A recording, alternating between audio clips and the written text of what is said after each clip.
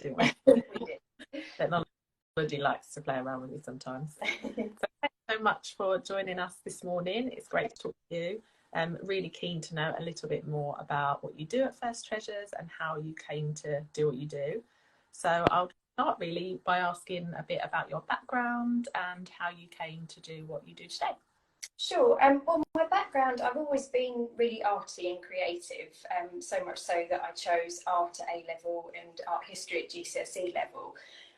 But going into my career and sort of further education, I never really followed that passion, really, which is a bit of a regret. I went to uni, first of all, to do PR and advertising, and then followed that up with a master's in business management.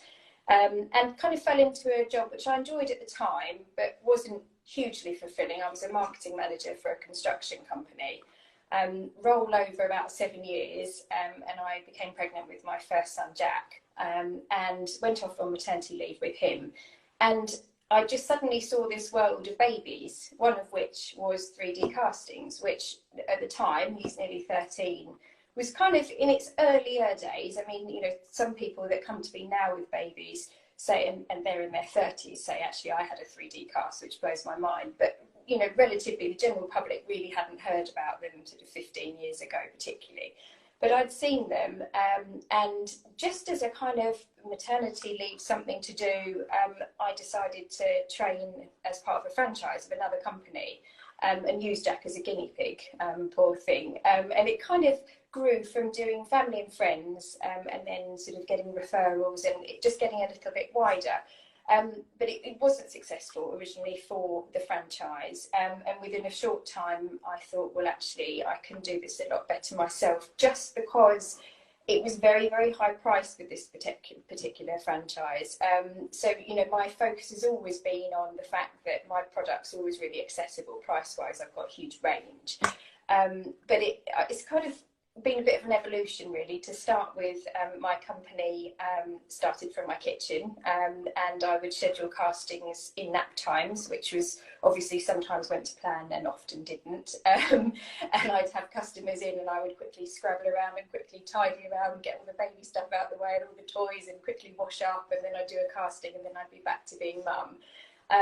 Then it sort of grew sort of 2 or 3 years later, and I had a little summer house in the garden in another house, which was nice. It was private, but it sort of grown and grown and grown, and now I've got my own studio integral to my house, with access to front parking and stuff. So yeah, the start really was my boy, and I feel very lucky in the fact that I absolutely love my job, and I'm actually able to use my creative side, and actually use what I trained to do to forward the business, so marketing and management. So it's kind of dovetailed nicely for me. And, you know, I never thought I'd be doing it for this long, but I don't have any intention of stopping anytime soon. I love it.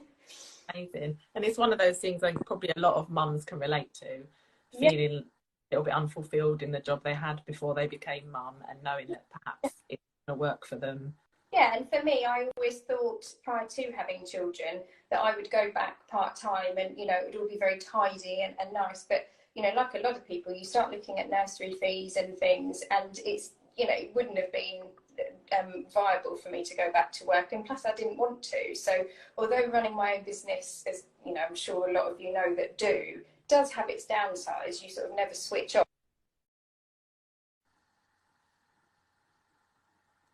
Have that flexibility of you know, being able to work from home and being there at every important stage for your child. Yeah, especially when you're invited into school for an assembly or something like that. It will be last minute. Yeah.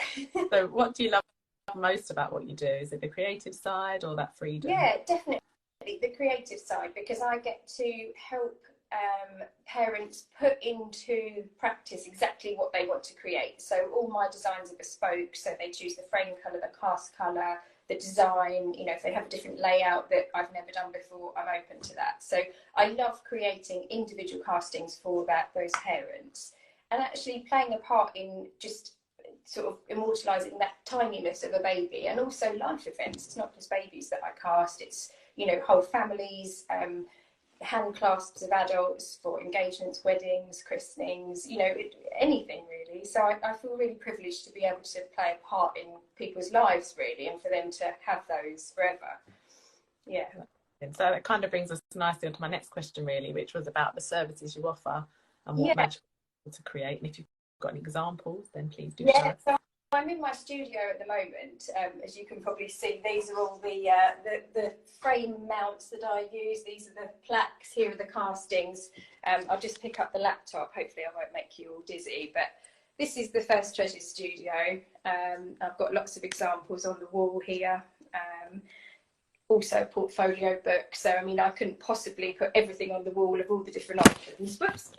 Because there's hundreds and hundreds of different varieties that I do, but I would say probably the most popular casting that I do is the hand and foot with a baby's initial in a frame. That's really popular at the moment, as are the little fingerprint jewelleries that I do. Necklaces are lovely for mummies, and also hand and foot key rings for grandparents make a great gift. So, yeah. I regret not doing the little castings for my babies. My baby's now 1. But is there an age, would you say, or do you do it for older children? Not really. I mean, there isn't really an ideal age. It's they're all perfectly doable. There isn't a bad age, really, even. It just depends when the parents want to bring their children along to the studio, really. I do them from a couple of days old right up to older children and adults. I'd say only 5% of babies that I cast cry, and often that's not actually because of the casting, it's because they're just a bit grumpy because they need a feed. But it is very chilled here, you know, we kind of just do it at the baby's own pace. Is very child-led. So, you know, if they're really not happy, and we just take a break and they have a feed and we have a chat and then we start again. Would that be one of the challenges, I guess, with like a moving baby, is trying to get them to... I mean, people often think, oh my God, how is my baby going to keep still? But the answer is they don't really have to. The actual mould taking takes about 60 seconds. It's a lot quicker and cleaner than people have in their heads. And I cast in cloths, so they can be just sitting on mummy or daddy's lap, and they can be moving around, and it actually doesn't affect the casting at all. I encourage movement of other body parts so that this bit stays still. Distraction. But yeah. Distraction is... Yeah, I mean, very, very rarely does it go wrong, and it's not a case of my baby must be completely still, because that's just not realistic, and it doesn't matter. We still get a good result, even if they wiggle a bit. Lovely. And whereabouts are you based, for anyone that is interested in just outside of Chelmsford in Boreham. So I'm quite rural. I've got parking outside, so it's just down a track, so there's no sort of hassle of multi-storey car parking or anything like that. Yeah. When you've got babies and children to worry about. Yeah, and buggies and stuff. Is there an ideal way that people can get in touch with you if they'd like to ask a question or work with you? So I'm on all the socials anyway, but on the website itself there's a contact form, and also I've got now a new chat facility. So within studio opening times, as long as I'm not casting, I will endeavour to instant message you back if you just click the chat button. And a really easy way to book is just to use the booking page on my website. So that if you just click book now, it would then show you live availability of sort of the next few months ahead, and you can just choose a time and date that suits you. So. Oh, amazing. I'm already planning in my head now something to do with my 2. Oh, that's lovely. They do hold hands. I did a really cool design for Carla at Basking Babies, the owner, last year. She's got 4 children, as you know. And she came up with the idea, I think it's amazing, but each child's hand was forming the letters of love. So one child was an L, and then the next one was an O, then baby Sophia was a fist to make the O, and then we obviously had a V, and then an E. And, you know, you could actually see it. It's on my Instagram, but I think it's such a lovely idea to incorporate all members of the family, but also it's a word. It's very creative. I like that a lot. Well, thank you, Laura. It's been really, really lovely to speak to you. Thank you. Okay, we'll speak again soon. See you. Thanks, Bye. Jen. Fun day.